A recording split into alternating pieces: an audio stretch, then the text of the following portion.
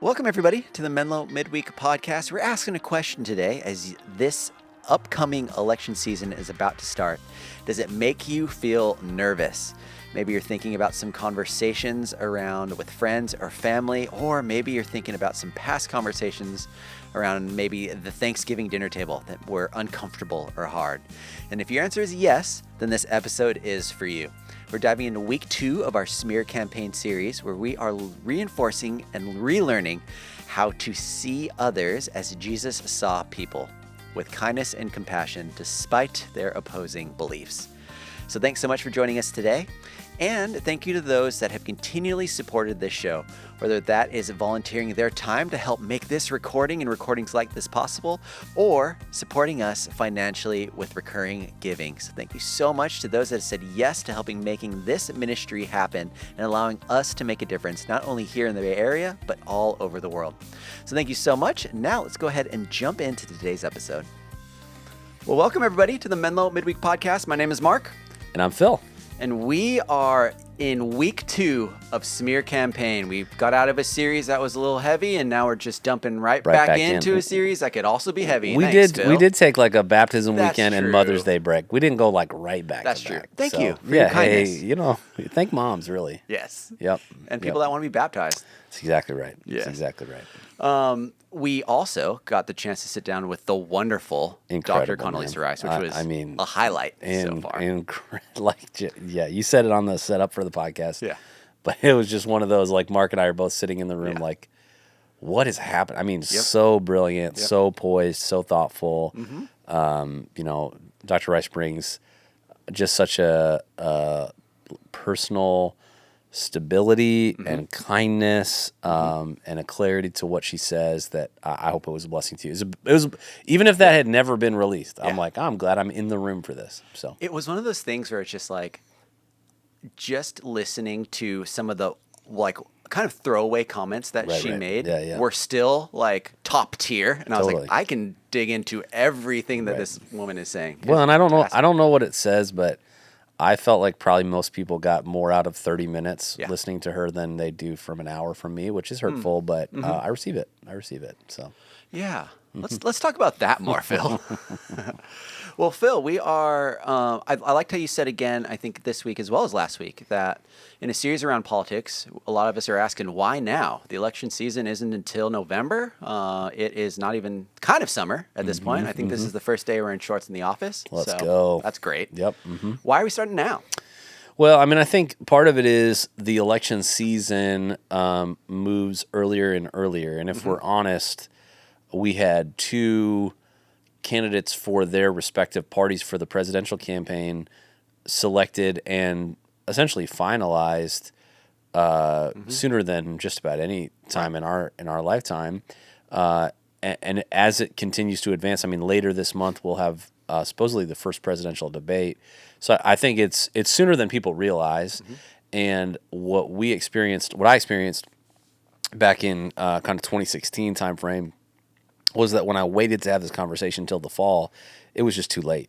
People had, they'd gone on vacation, they'd traveled, they started school back up again, and they had popped off at that friend or that family member. They said that silly thing on social media, and it was just, it's so much harder to sort of put the genie back in the bottle when we've been relationally damaging, rather than just being like, hey, what would it look like if we interacted around difficult conversations like Jesus proactively? And so whether that's stuff that we talked about last week, understanding kind of where people are, or stuff that we talked about this week in terms of sort of these shared commitments towards being kingdom people, hopefully they become great examples. And then obviously we gave people these magnets to be able to go, what does it look like for me to just listen well in this season? I think even if your person doesn't get elected to whatever thing you're voting for, hopefully it will allow you to trust God more and to be able to lean in relationships rather than dip out. And we see in relation to church and politics, there's kind of the all-in church and politics should align completely. This is the candidate that we are backing, and this is the direction we are going as a church. 2, the church should have no place in politics at all. It's separate completely, and we're not even going to acknowledge or talk about it because our worldview is not on this world, but on the Right. bigger world. So where's health along those two guidelines?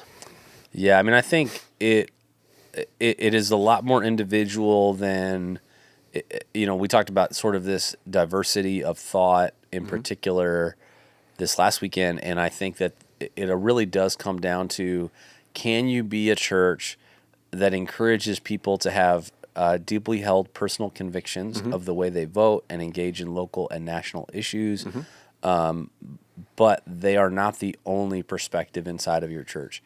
I think that it's pretty easy to see in the first century there was like pretty significant levels of political diversity that existed in the early church, but I would say kind of culture war subculture of, we're going to do it all this way, we're all going to vote this way, Right. we're all going to think this way. That phenomenon, even sociologically, we just know doesn't help us. And none of these issues are so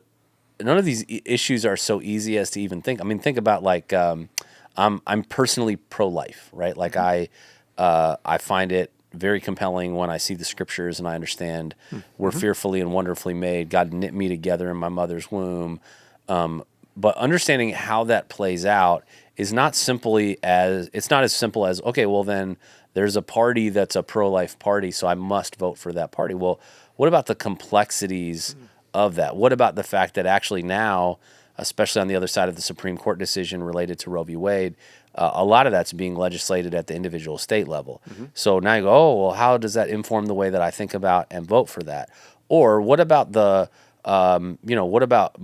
women who are wrestling through impossible decisions related to unwanted pregnancies, who are themselves in the spot of like deep personal trauma or cyclical poverty over multiple generations.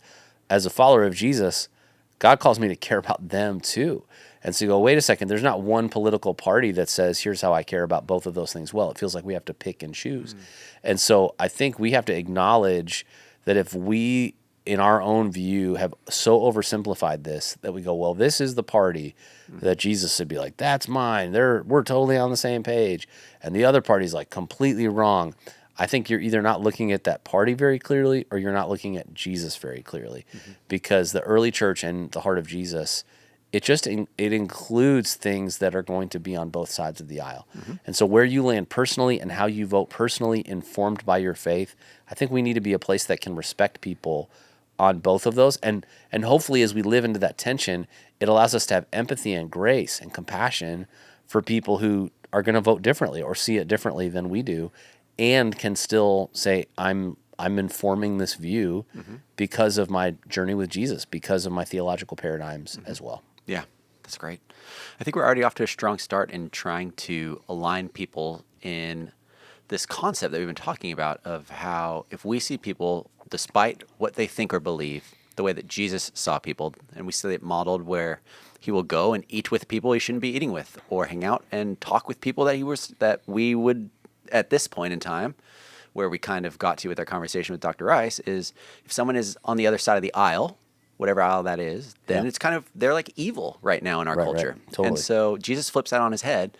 So let's dive in a little bit, Phil, to your message this past week, and then we'll pick up from there. Yeah, I mean, I think the snapshot of what diversity has meant, I use that word on purpose.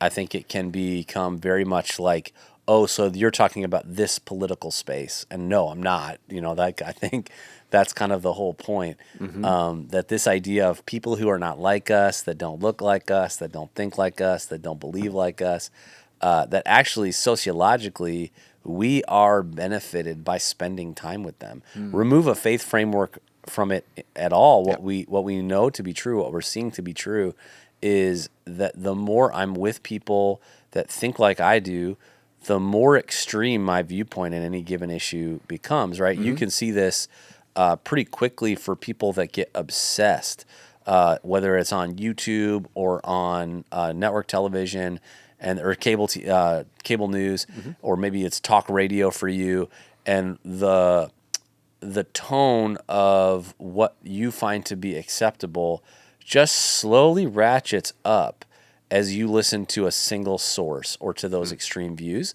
And then in the case of a place like YouTube, there's no ideological priority. The algorithm is just trying to say, how do I get you to pay more attention? And how it gets us to pay more attention is to aim at more and more extreme content. When in reality, if we can modulate our understanding by listening to someone who thinks about it differently, even if your view never changes as a result of that, you're not strawmanning someone else's argument. Right. You're not dismissing them out of hand for something that's intellectually dishonest. It actually strengthens what you believe and can strengthen your empathy at the same time. And Jesus modeled this so well, right? Like you've already said, Jesus was with people that others thought he shouldn't have been all the time.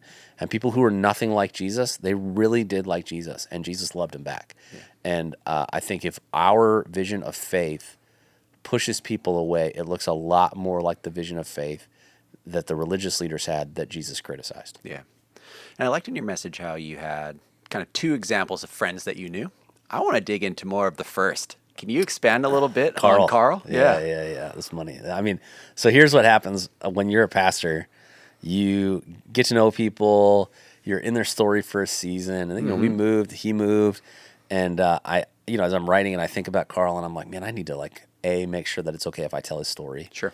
And B, make sure his life hasn't gone off the rails, Yeah. And so I go look him up, and he's with his wife, and I'm like, all right, cool. Let me send him a message. So I sent him a message, and I included the text of how I was going to describe it this weekend. It just said, hey, never want this to be something that is dismissive of your story.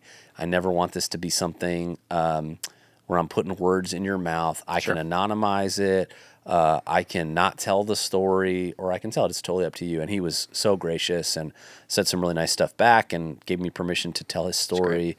And I think it was just like one of those, you just don't, you think well, that person, they grew up as a Christian and then they kind of walked away and now they're thinking about faith again. Or maybe they didn't grow up with any faith background, but they're a pretty good person. We have that scale, that range of he or she is probably receptive to faith right now. And then there's the people that you go, God's going to have to do some pretty big stuff, and practicing which is in that category for me, I think. And so just a fun, multiple year story of watching God reach into Carl's heart and change it and change his whole life, man, change his whole life. It was a gift to be able to kind of watch that in ministry and then be able to kind of see God still doing that work now years later is pretty special. That's really special. Yeah. It doesn't surprise me that you reached out and asked him about this. Yeah. But it's just when we have stories like that in our community, that there could very well be people in our community now that are experiencing something similar. Yeah.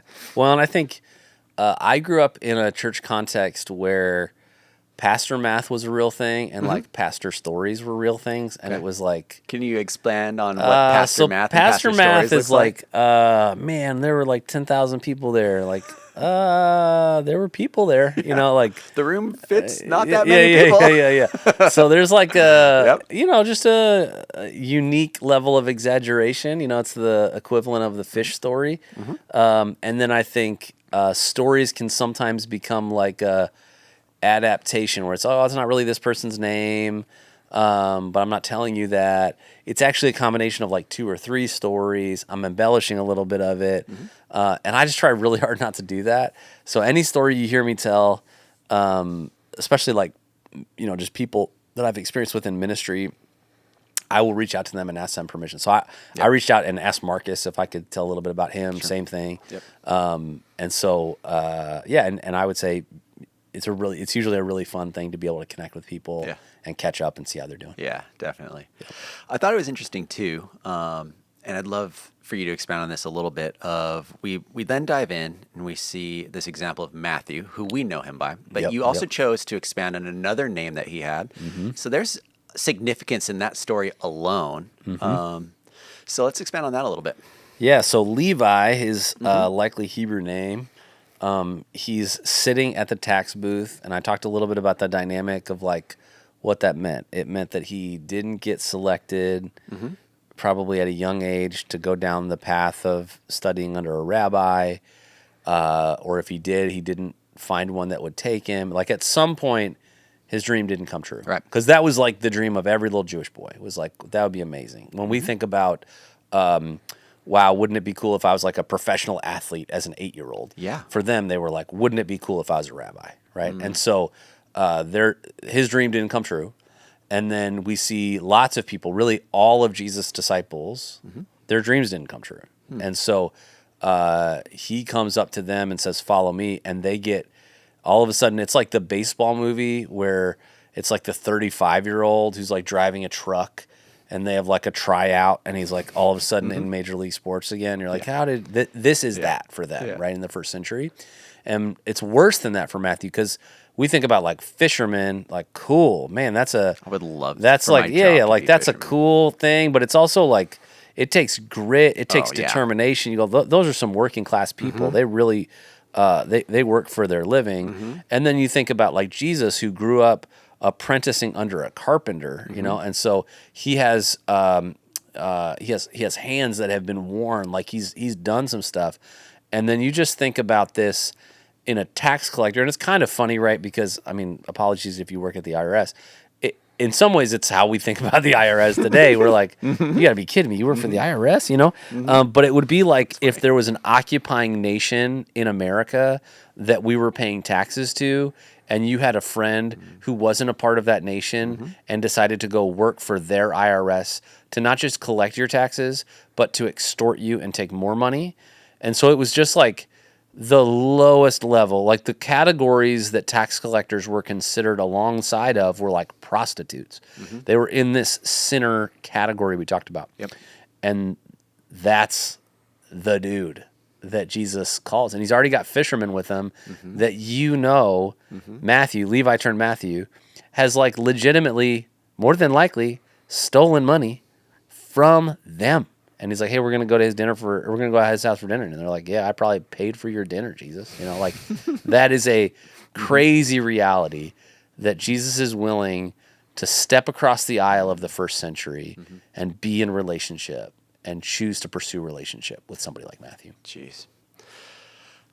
When I hear about it like that, I try to put myself in the other people's shoes. And for them to hold it together and not just immediately go after Matthew. Right. Well, and like, you know, we see these little sidebar conversations that happen throughout Jesus' ministry. Yeah.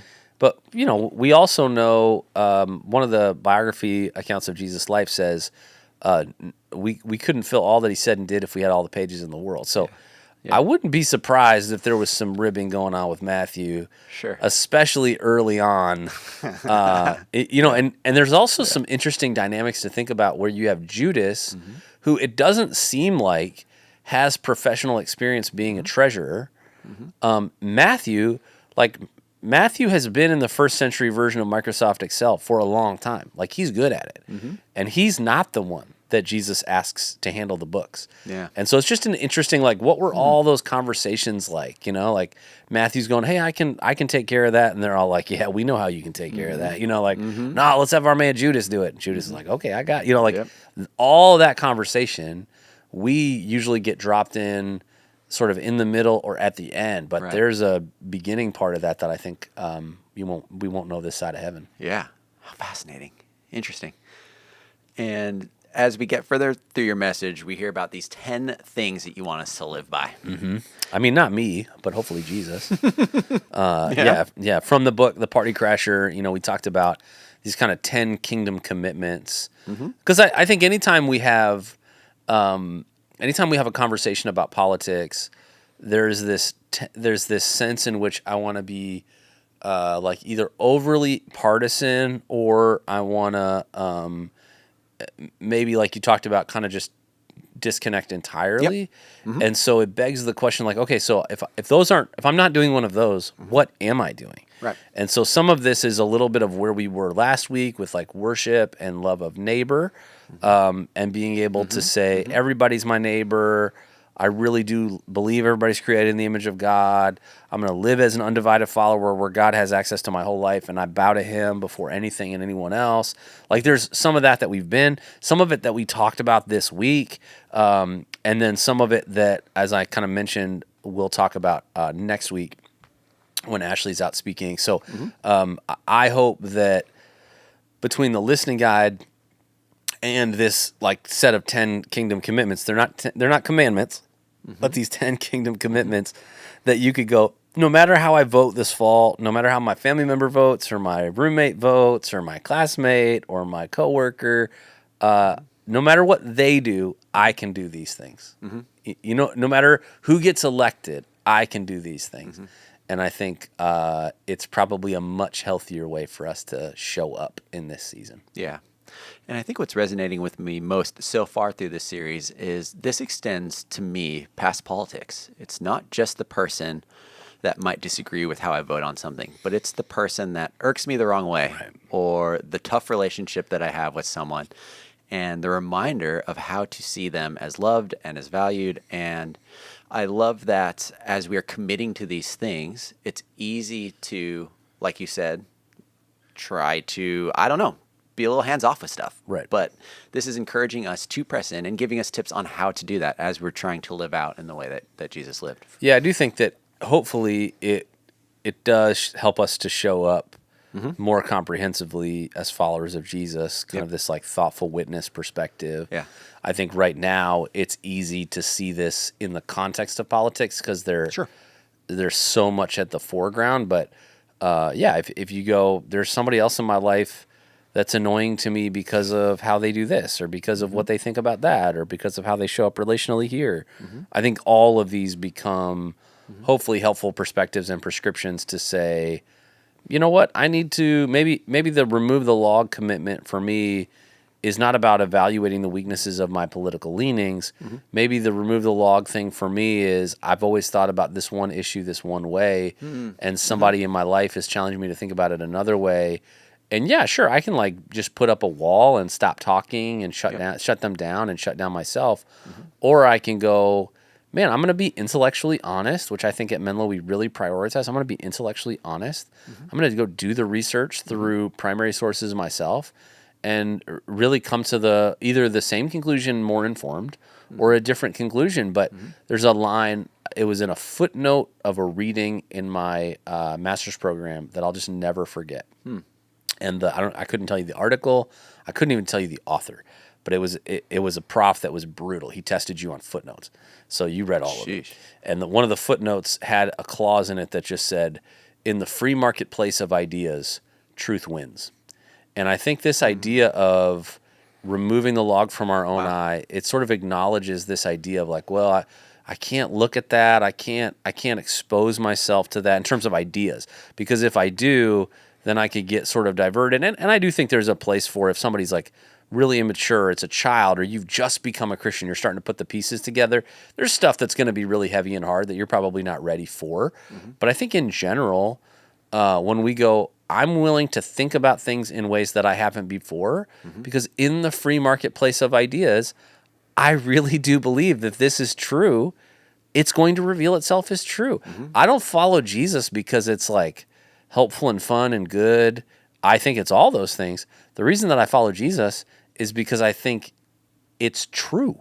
And so that for me came as a result of lots of years of study and focus personally. And, from my mom, she grew up not following Jesus as the Messiah at all. And in the free marketplace of ideas as a young adult, when she finally heard that Jesus was the Messiah, she determined it to be true.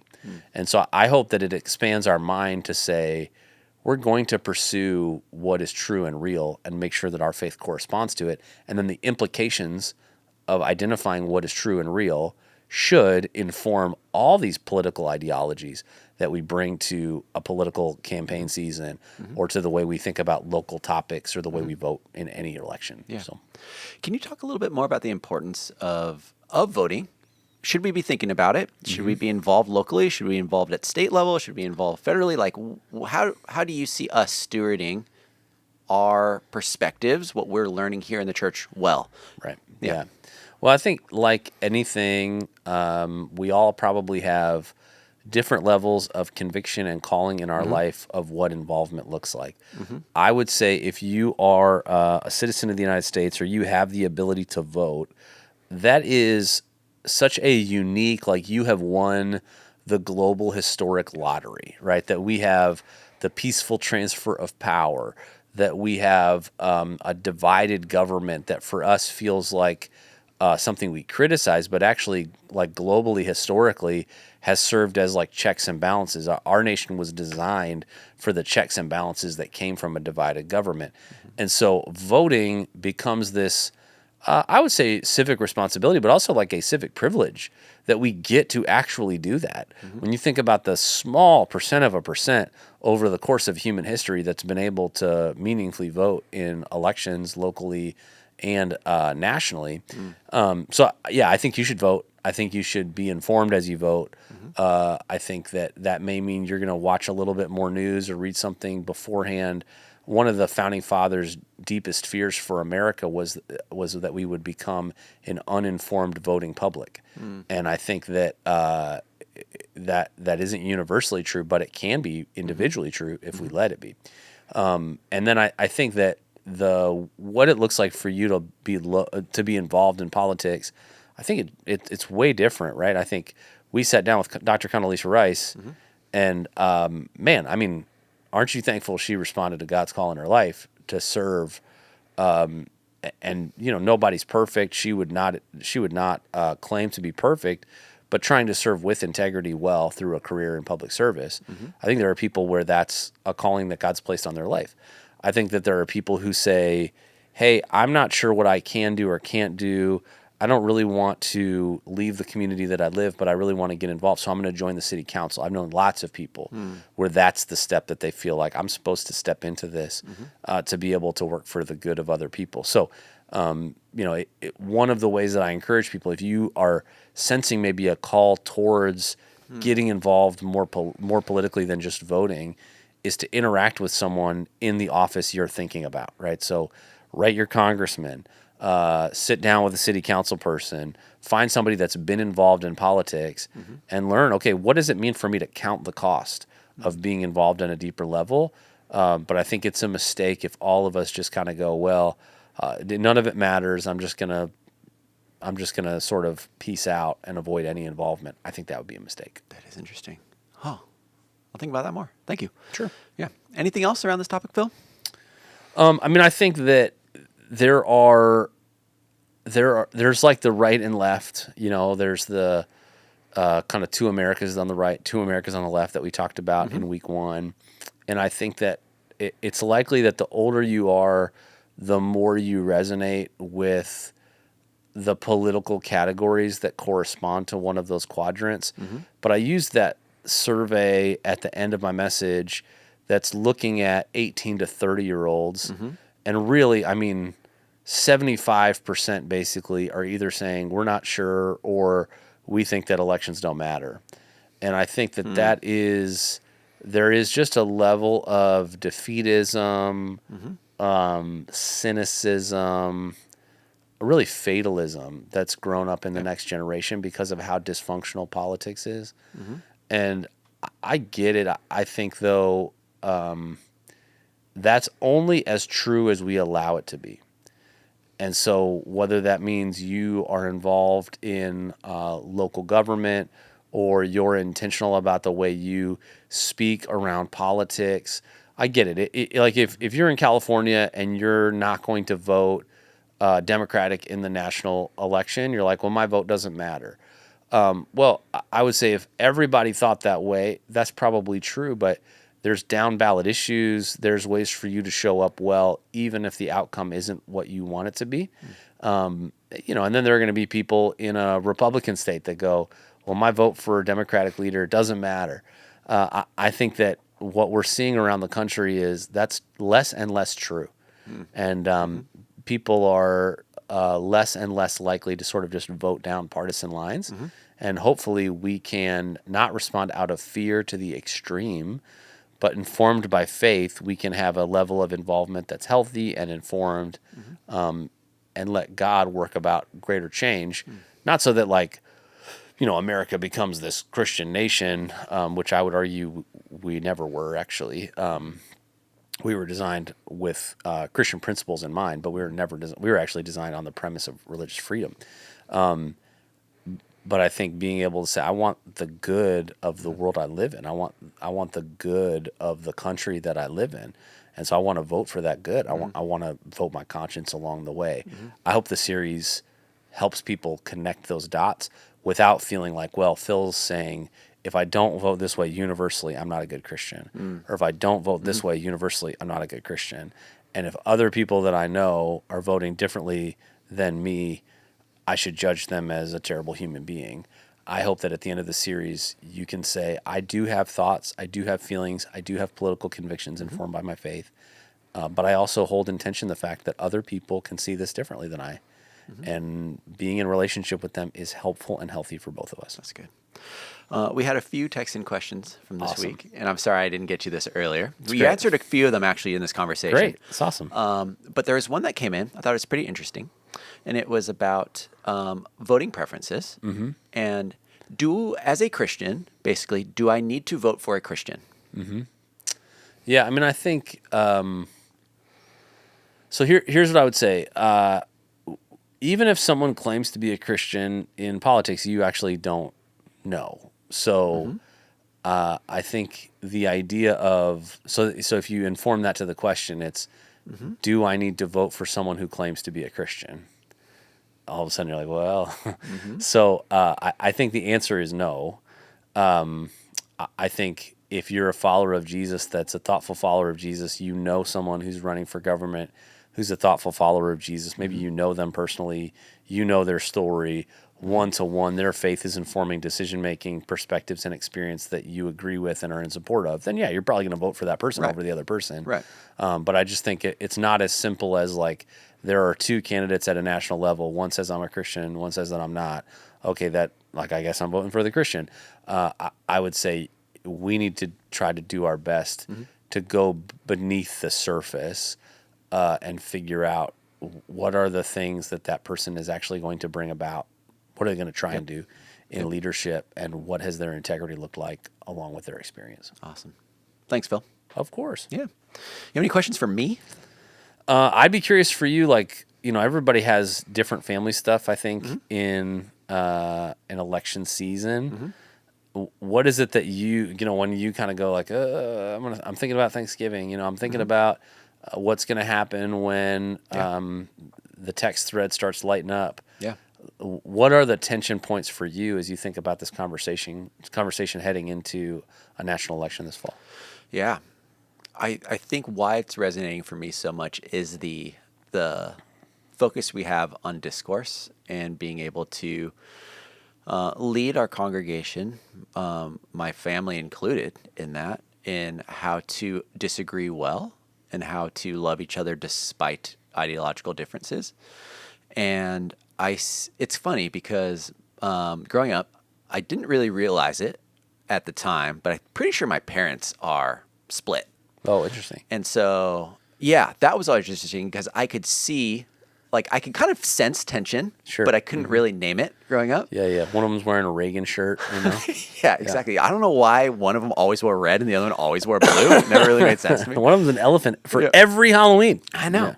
Yeah. And then going to visit family in other places too, it was a little bit more insulary there. And so I think there's always some tension that I can sense and feel, but I'm on the other side of that where even though my family may disagree on certain things, we still love each other and put each other first. Yeah. And I just think that with the anxiety that's coming with how ramped up I feel like people are going to be, I'm hoping that and holding on to the tools and the things that we're trying to build in now, being able to enter into that kind of space and where we're headed as a culture with like, we're ready to step on the gas towards division. Us as Christians, us as me as myself and my family, trying to lead that, and we don't want to be a part of that cause. Right. We want to be a place where we can sit down and have people over in my patio this summer and have a barbecue with people that we know don't agree. And we can talk about that and figure out why, but it's not going to be a heated debate.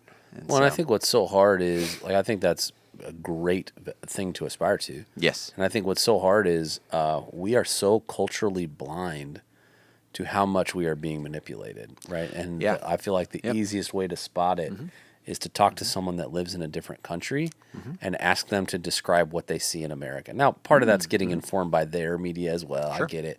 But I think it's like, I mean, hey, so in other parts of the world, there are more than just two monolithic perspectives. And in America, it feels like you all are given two monolithic perspectives with two very imperfect candidates, and you're killing each other over which candidate you're picking when it seems like neither side is all that excited about the options. But it feels like sort of party betrayal to acknowledge that. Right. When in reality, I think if we led with that kind of authenticity to say, hey, this is where I'm voting. Here's why. Do I wish that there were better candidates? Do I wish that there were more options? Do I wish that there were more nuance? And yeah, of course. But like, this is where I'm finding myself. I wonder how much more that could make space for conversation rather than kind of what can sometimes feel like artificial bravado to say, well, you have to vote this way or think this way or do this. Otherwise, you don't care about America or you don't care about Jesus or, they're going to take away our right to X, Y, and Z or they're going to force this group to do this thing. And those are almost always overly reductionistic, catastrophizing, that is just not helpful for a relationship. Yeah. I want to create spaces in which relationships can be built. Yeah. Bridges can be built. And that is an aspiration, like you said. Right. But I will continue to aspire to do that. Yeah. Yeah. Well, and I think as a pastor, when a national election happens, one of like the most interesting, I remember in 2016 after Donald Trump was elected to the presidency, I remember getting up the next weekend and I said, there are some of you where like you have never been happier. You feel like the sky has parted, that everything that you've ever wanted is going to come true, and it's not as good as you think it is. Because this person, even if they're the person that you really think could do it all, is not God. And we live in an imperfect world with imperfect people. So, just understand that. It's not as good as you think it is. And I need you to know that there's a group of people in the room right now that today feels like the worst day of their lives. And they have all this fear about what's going to happen and what's going to get, taken away and what's going to get imposed. And what I would say to that group of people is, it's not as bad as you think it is. God's still on his throne. We can still have relationship with each other. We have both groups of people in the room, people for whom this is an incredible day and it's really not as good as you think it is, and people that this is the worst day ever and it's not as bad as you think it is. And then what was wild, right, is that 4 years later, I'm having the exact opposite conversation because I'm like, hey, 4 years ago, some of you thought, this is amazing, this is the best, and now you're the group of people going, this is the worst day of my life, and vice versa. And so I just think continuing to understand, like, the way you think about this is not the only way that other people are thinking about it. And the more that we can sort of understand and remember that, I think the better we can show up in relationship. That's so good. Great. That's so good. Well, thanks, Phil. If you sure. have questions, we'd love to continue to operate this as a conversation with you included. So you can text our team at 650-600-0402. Have a great week, everybody. We'll see you soon. See you soon, everybody. Bye.